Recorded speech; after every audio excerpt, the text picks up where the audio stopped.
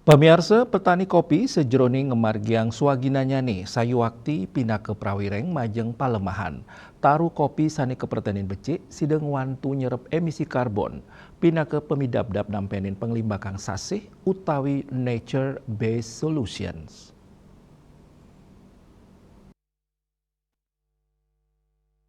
Founder Cup Coffee Foundation, Reza Rabianus, Nugesang, ngewangun rasa iling majeng pelemahan muatang gala sa pengupaya ngelimbakang penguruhan sani sumaken, utamanya nih majeng kelompok tani miwahyuana nih, rawi mangkin, hasilnya nih sampun sayandangan kepanggi ring lapangan, ngelintangin ekosistem terintegrasi, manut dane, petani kopi catur kintemani puniki, sujatenya nih, pindah ke prawireng majeng pelemahan, mawinan pertanian kopi ring alasi, ketarkayang sida nyerap 5 juta ton karbon dioksida utawi CO2.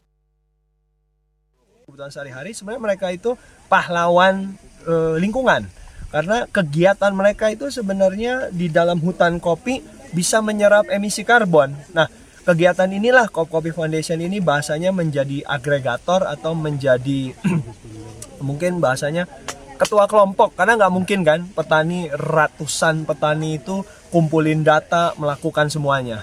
Jadi kamilah yang mengumpulkan kegiatan petani lalu mendaftarkan kegiatan ini ke dalam platform SRNPPI tadi. Jadi kita ada target 24.000, 23.480 itu bisa menyerap sampai hampir 5 juta CO2 ya.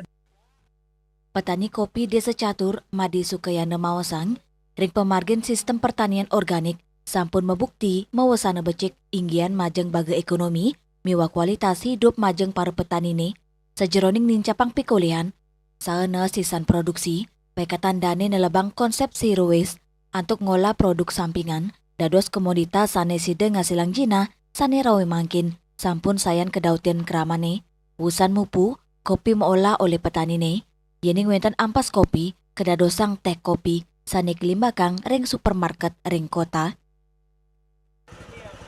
Dabojo diolah sendiri, jadi produk kami makanya istilah pertanian atau perkebunan kami Langit Bali from the soil to the cup. Jadi kami dari pembibitan, budidaya, pemeliharaan, kemudian panen, proses pasca panen, kami juga sangrai sendiri sampai olahannya jadi packaging seperti ini. Jadi selain kopi tadi kami juga olah limbahnya atau kulitnya menjadi teh. Kalau produk kopinya yang beredar di beberapa supermarket sudah packaging seperti ini. Agus Diatmike, Bali TV.